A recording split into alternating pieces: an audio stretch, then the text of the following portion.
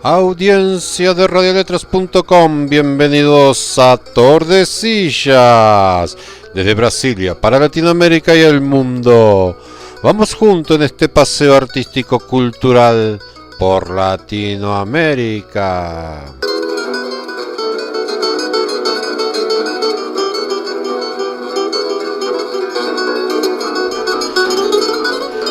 Bienvenidos amigos a Tordesillas, el programa de radioletras.com. Este viernes 23 de octubre de 2020. Se está terminando el año más loco de nuestra vida y en Tordesillas comenzamos escuchando un cuento de Bioy Casares. Las vísperas de Fausto, Adolfo Bioy Casares. Esa noche de junio de 1540, en la cámara de la torre, el doctor Fausto recorría los anaqueles de su numerosa biblioteca. Se detenía aquí y allá. Tomaba un volumen, lo hojeaba nerviosamente, volvía a dejarlo. Por fin escogió los Memorabilia de Genofonte. Colocó el libro en el atril y se dispuso a leer. Miró hacia la ventana. Algo se había estremecido afuera. Fausto dijo en voz baja: «¿Un golpe de viento en el bosque?». Se levantó, apartó bruscamente la cortina. Vio la noche, que los árboles agrandaban. Debajo de la mesa dormía Señor. La inocente respiración del perro afirmaba tranquila y persuasiva como un amanecer la realidad del mundo. Fausto pensó en el infierno. 24 años antes, a cambio de un invencible poder mágico, había vendido su alma al diablo. Los años habían corrido con celeridad.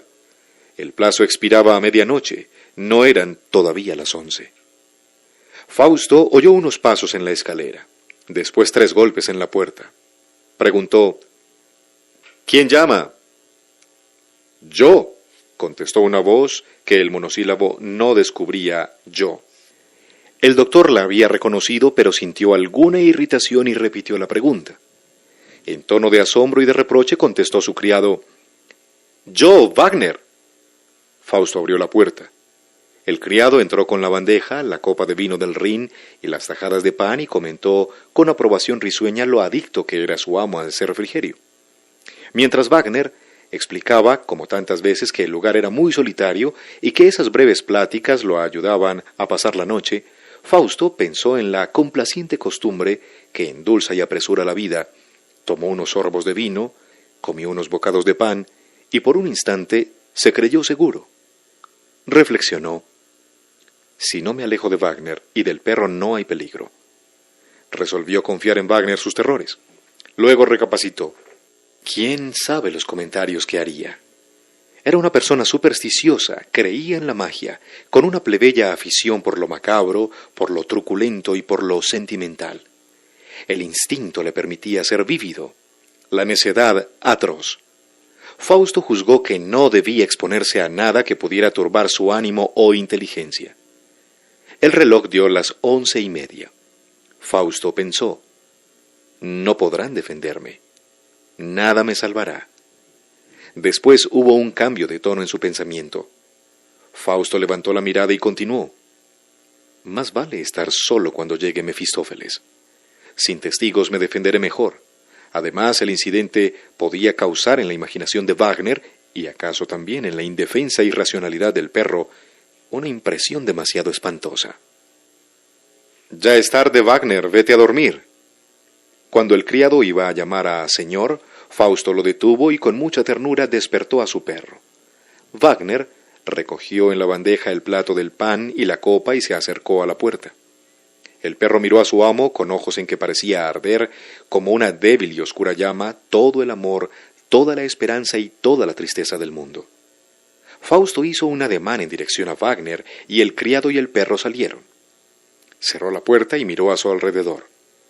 Vio la habitación, la mesa de trabajo, los íntimos volúmenes. Se dijo que no estaba tan solo. El reloj dio las 12 menos cuarto. Con alguna vivacidad, Fausto se acercó a la ventana y entreabrió la cortina. En el camino a Finsterwalde vacilaba remota la luz de un coche. o ir en ese coche, murmuró Fausto, y le pareció que agonizaba de esperanza. Alejarse, he ahí lo imposible. No había corcel bastante rápido, ni camino bastante largo. Entonces, como si en vez de la noche encontrara el día en la ventana, concibió una huida hacia el pasado. Refugiarse en el año 1440, o más atrás aún, postergar por 200 años la ineludible medianoche. Se imaginó al pasado como una tenebrosa región desconocida, pero se preguntó, si antes no estuve allí, ¿cómo puedo llegar ahora? ¿Cómo podía él introducir en el pasado un hecho nuevo? Vagamente recordó un verso de Agatón citado por Aristóteles. Ni el mismo Zeus puede alterar lo que ya ocurrió. Si nada podía modificar el pasado, esa infinita llanura que se prolongaba del otro lado de su nacimiento era incansable para él. Quedaba todavía una escapatoria: volver a nacer, llegar de nuevo a la hora terrible en que vendió el alma a Mefistófeles, venderla otra vez y cuando llegara por fin a esta noche, correrse una vez más al día del nacimiento. Miró el reloj. Faltaba poco para la medianoche. ¿Quién sabe desde cuándo, se dijo, representaba su vida de soberbia, de perdición y de terrores? ¿Quién sabe desde cuándo engañaba a Mefistófeles? ¿Lo engañaba?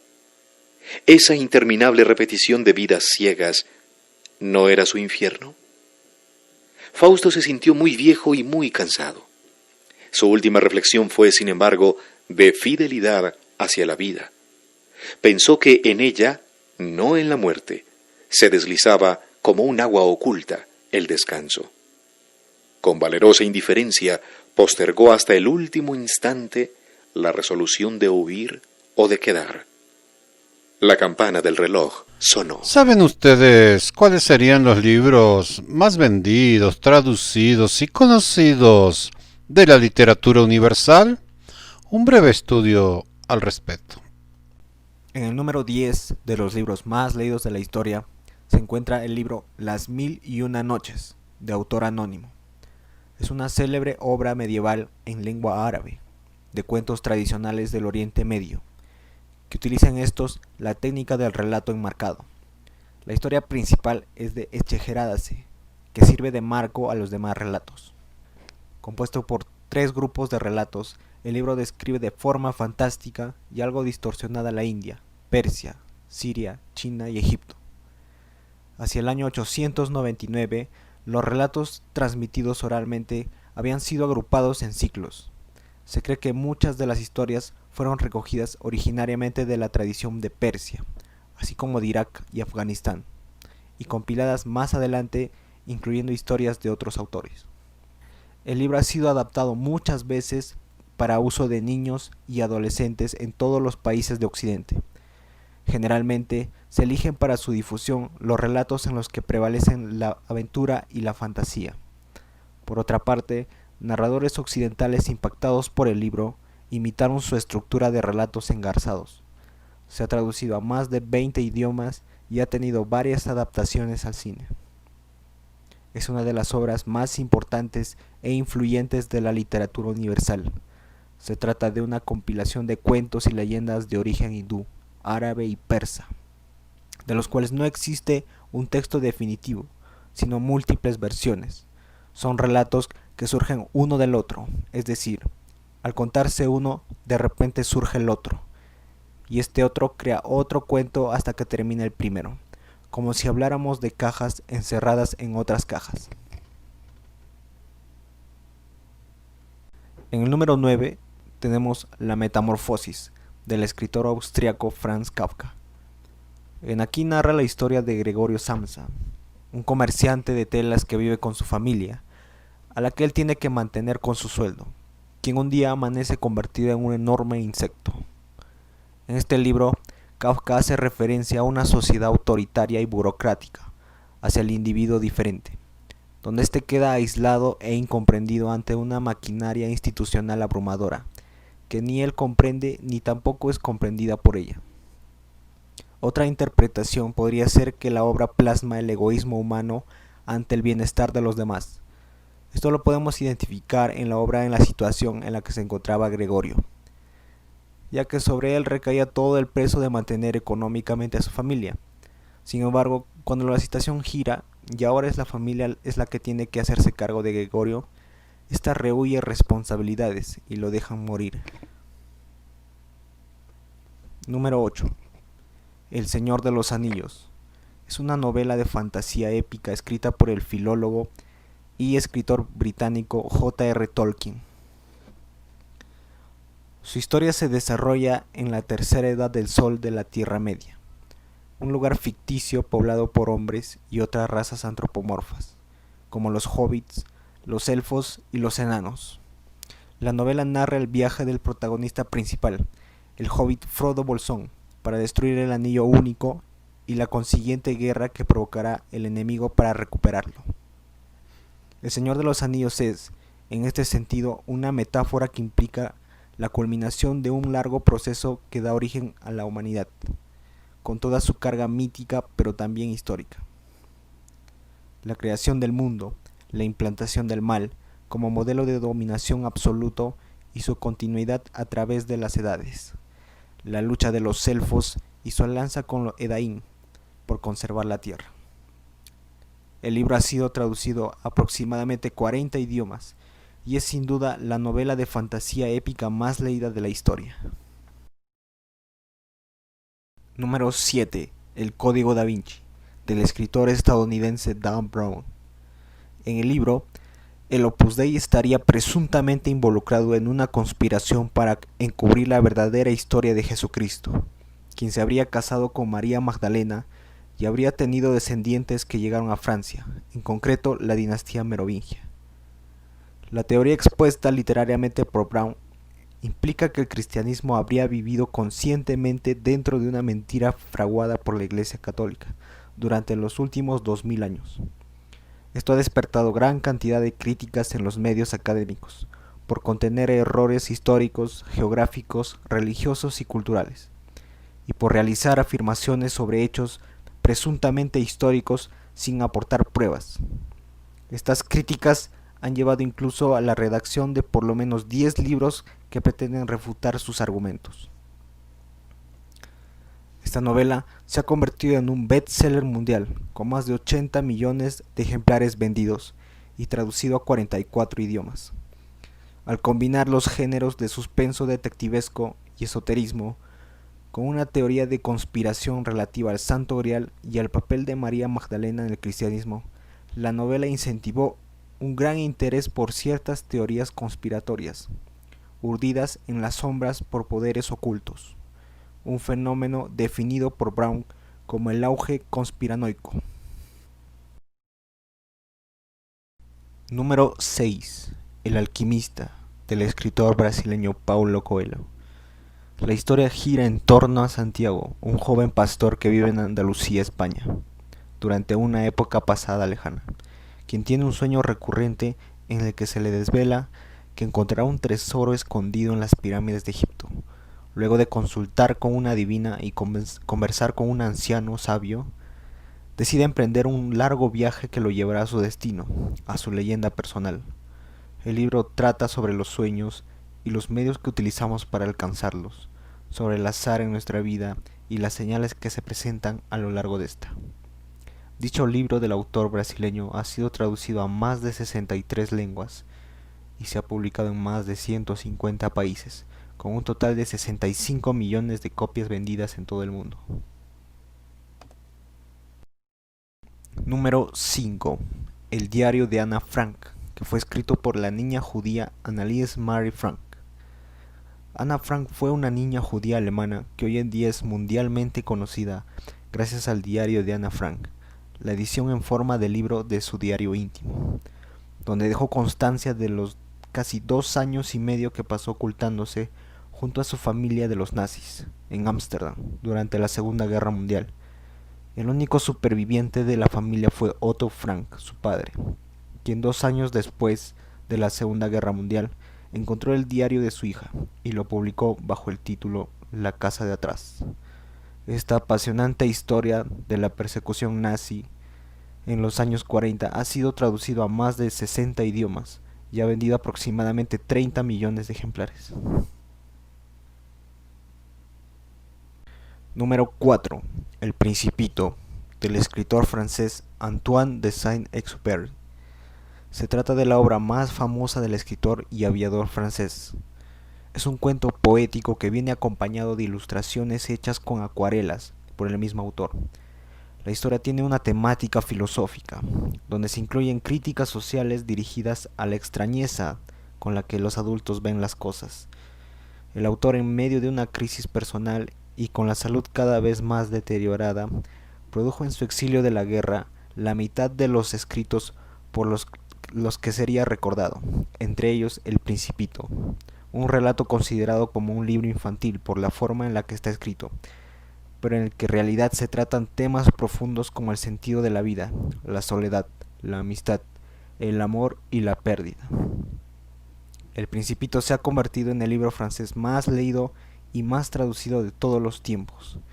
En el año 2012 había sido traducido a más de 250 idiomas y dialectos, siendo uno de los pocos libros modernos que se ha traducido al latín.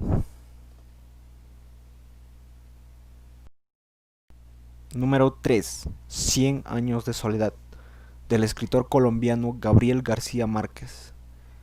El libro se compone de 20 capítulos no titulados, en los cuales se narra la historia con una estructura cíclica temporal, ya que los acontecimientos del pueblo y de la familia Buendía, así como los nombres de los personajes, se repiten una y otra vez, fusionando la fantasía con la realidad.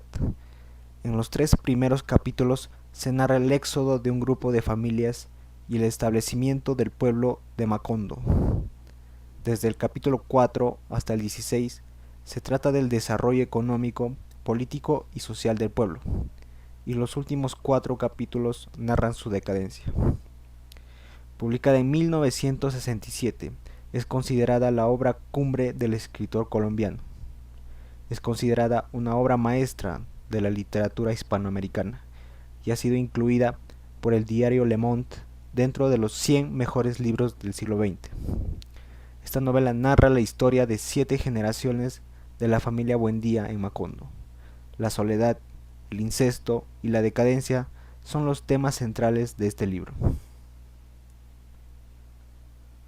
Número 2. El ingenioso hidalgo Don Quijote de la Mancha, del escritor español Miguel de Cervantes Saavedra. Es una de las obras más destacadas de la literatura española y la literatura universal. La riqueza temática de la obra es tal que, en sí misma, resulta inagotable. Supone una reescritura, recreación o cosmovisión especular del mundo en su época. No obstante, pueden dibujarse algunas directrices principales que pueden servir de guía a su lector. El tema de la obra gira en torno a si es posible encontrar un ideal en lo real.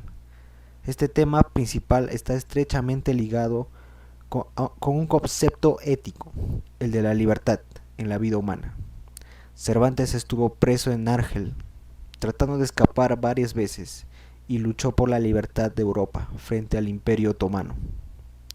Representa la primera obra literaria que se puede clasificar como novela moderna, y ejerció un influjo abrumador en toda la narrativa europea posterior.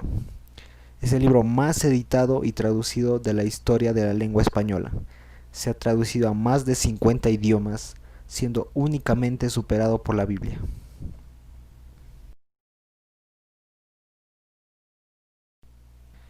Número 1. La Biblia. La Biblia es una recopilación de textos que en un principio eran documentos separados, llamados libros, escritos primero en hebreo, arameo y griego, dividido en Antiguo y Nuevo Testamento. Narra la vida de Jesús de Nazaret, Hijo de Dios enviado a la tierra para revelar el camino de la fe y la religión cristiana. Es el libro más leído de todos los tiempos, aunque también tenemos que tener en cuenta que es el más antiguo. Se trata de la obra más traducida del planeta. Se estima que se han vendido entre 2.500 millones y 6.000 millones de ejemplares en 438 lenguas diferentes. Bien, al respecto, hay divergencias. Escribí un cuento hace mucho tiempo donde decía que el libro más vendido del mundo no era el libro más leído. El libro más vendido era el diccionario. ¡Ja! Vamos a continuar en Tordesillas y ahora pensamientos, poesía y prosa poética. Olá, eu trago para Tordesillas algunos pensamientos. A veces, solo el tiempo trae respuestas y soluciones. Una dificultad no es lo que queremos, pero puede ser exactamente lo que necesitamos para cambiar nuestras vidas para mejor. Respeta el espacio y el tiempo del otro. Nadie va a hacer las cosas como tú quieres. A veces debemos entender y aceptar limitaciones que no se pueden modificar. Soy Gassi Simas para laradioletras.com. Agradecida por la llegada y la cálida bienvenida. Nossas almas, desde o princípio sempre unidas, recebendo o sentir, transitando fuertes, con toda gama de colores. Nuestros corazones, resistiendo los temblores, sanando com banhos de folhas, vencedores y ofrendando flores. Estoy agradecida por los seres que me guían, que me tienden y tendieron su mano amiga. Ando en el sendero de la vida, construyéndome, deconstruyéndome. Me siembro y cosecho. Ando no sol cuando ele sai, y en la noche le aullo a la luna. Sim, sou a neta da bruxa, a que seu próprio ponto puxa. Antonella Tona para radioletras.com. Caigo por el bar La Recurda, las empanadas, el vino, la quilmes, el juego de carta de los parroquianos, los tacheros, el tranza, el capo, la mesera, mi compañera, los poetas esperando con café y cerveza, la zaraca, la cana de caras marcadas, el ambiente de la milonga, el tango, el abuelo paseo del siglo pasado, los dibujos de Gardel, Pichuco, las botellas de ginebra en la telaraña, la danza de la pareja, la desdibujada ilusión de esa mujer en el rincón, la cruza del cambalache, la vereda angosta, los brotes del reencuentro de una noche que será larga, las ganas locas de chocar al mundo y sus mañas para poder encontrar los momentos donde todo se detiene, volando sin sentido, dirigiendo los segundos de una presea, presa de los limbos descuidados que nos dejan disfrutar. Ya no estoy ahí, estoy recurda, curado de payaso triste caminando la soledad de las calles en el viento del plagio, en la sombra de los tilos, en la mudanza de la loca frescura. Ahora, esta mañana, mi primer día de primavera, está entrando un fresquete de la lluvia que apaña el día disgregando la soledad, con la que el hombre mira al mundo y se interna en sus adentros. La balacera se ha detenido, se escuchan los gorriones jugar, la alegría de un día gris canta jovialmente bajo la melodía penumbrosa de un tango inherente y húmedo. Gracias Gassi, Antonella y Salvador.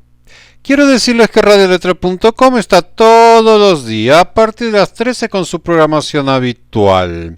Los domingos es André Puli, nuestro compañero de la Academia de Letras Brasil, que hace literato. Junto con todo el equipo de Radio Letras hacemos mosaico de lunes a jueves. Viernes esto, Tordesillas para Latinoamérica. Y Sábado de Historia es el programa que Gassi Simas y Verónica Vicenza hacen para los pequeños y para los padres también. Ustedes nos pueden escribir radioletra2020@gmail.com. gmail.com. Bien, terminando el programa, como siempre, con música bilingüe. Quiero vivir con vos, canta Ingrid Peña, de mi amigo Aldo Escobar. Chao, hasta la semana que viene.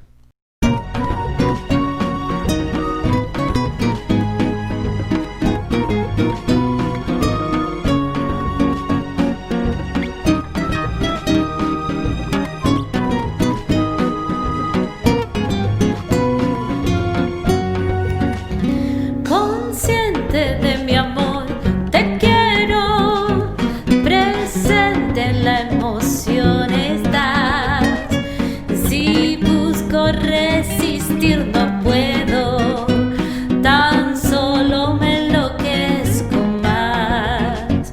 Muchacho de mi ayer y sueños, quisiera que estuvieras hoy. En esta realidad me muero si no llego a tu corazón. La soledad no es buena, enamorada estoy por tu recuerdo hermoso. Tras la esperanza voy. La soledad no es buena, lo dice esta canción, y no me quedan dudas. Quiero vivir con vos.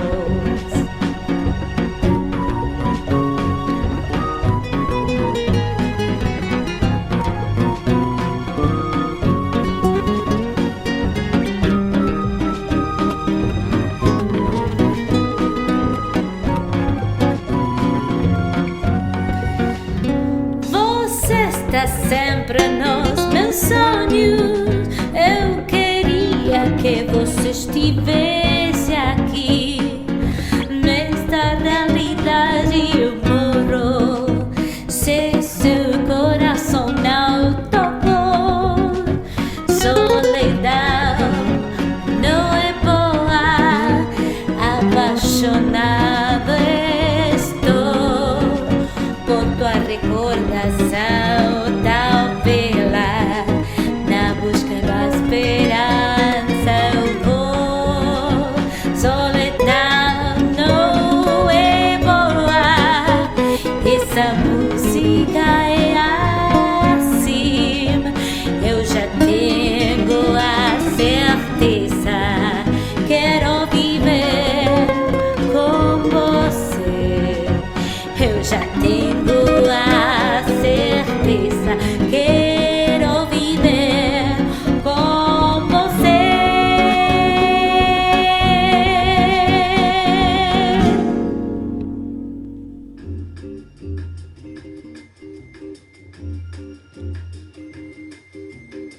Radioletras.com, nossa rádio cultural. Aqui todas as artes se encontram e o destaque é a literatura e seus gêneros. Radioletras.com, de Brasília para o mundo.